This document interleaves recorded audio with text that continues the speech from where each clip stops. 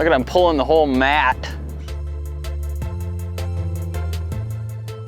I don't know if there's a bass living in here or not.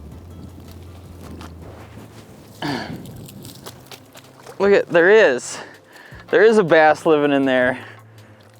He's not a big one, but this mat of rice is unbelievably thick. Not a big one, but holy cow. It's a real toe-to-toe combat when you messing around punching and flipping rice in heavy cover.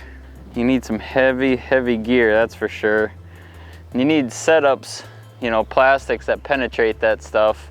Tungsten, pegged, flipping hooks. Now I use a smaller hook. This is actually a 3/0.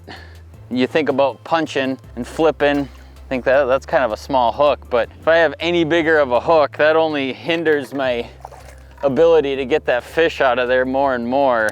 So I went with a little bit smaller hook just to try and eliminate a little bit of that, you know, a big giant gapped hook from hanging up, because you pin that fish, well, that hook is the first thing to come in contact with cover. So if you have a big number 5 or something like that, that's just only gonna hook you, hang you up more and more. So I switched to a little bit smaller hook to try to alleviate some of that hanging up in cover and getting fish out. Usually it goes a little better than that, but sometimes there's nothing you can do.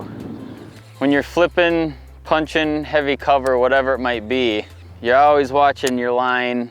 You always kind of semi-tight, feeling that bait as it goes down. Hop it on the bottom a couple times, hop it halfway up the water column, and then raise your rod till that bait hits, I guess what you'd call the ceiling of the cover, and just shake the bait on the top of the cover. So you're kind of covering all depths from the bottom to the top of the mat. And some days they hit it right on the fall and it doesn't make any difference. Other days they'll hit it right on the bottom as you're hopping it on the bottom. Sometimes you pick it up off the bottom, shake it a little bit, they'll hit it there, or right on the very top of the ceiling of the cover. And you just sit there and you can shake it. And then those fish will rise. You can see we've got a lot of underwater footage, and those fish hang out under these mats, and they know instantly when something hits the surface above them. You can see their heads tip up and they'll look. Sometimes if they're in a good mood, the bait doesn't even hit the bottom and they're on it. Those are the days we like to be fishing. Now you look at this out in front of me and it looks like, what the heck are you doing fishing in here? There's nothing to fish. You'd be amazed at the underwater world down there and how much openings and little channels and pockets and stuff that these fish can roam around in.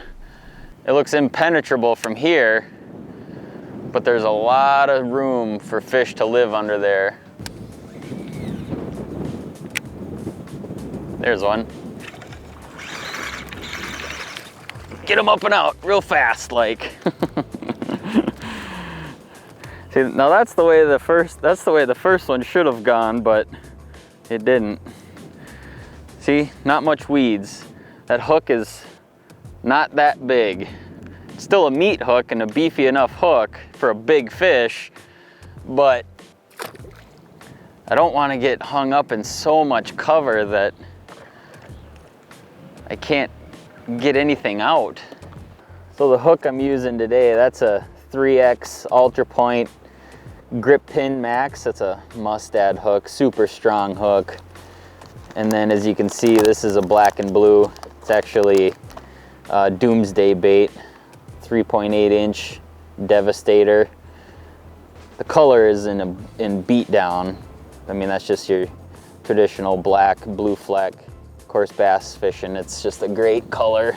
Black and blue is a very, very good color to just get bit. And I'll just bury my hook right into the plastic. I don't even leave the point sticking out. I'm using 50-pound braid. This is a pretty big meat stick here, so when I lean into them, that plastic doesn't stand a chance. It's burying right into that fish's mouth. So while I'm fishing, when I hit my bait on the bottom, that'll kind of determine the weight that I use too. If I know I got a hard bottom, I can get away with a heavier weight. Otherwise, if it's kind of a mushy, soft, muddy, silty bottom, whatever it might be, I'll try and go with a little lighter weight so my bait doesn't just drive right into the muck and mud.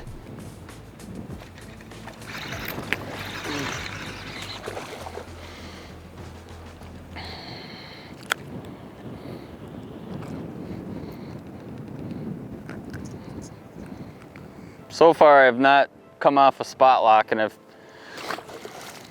don't know, it's been a half a dozen fish or something like that, somewhere in there, give or take. It's a small area though. It's amazing how many fish can be laid up in something like this.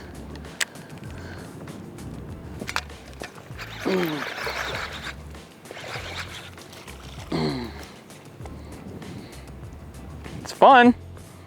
That's what it's all about.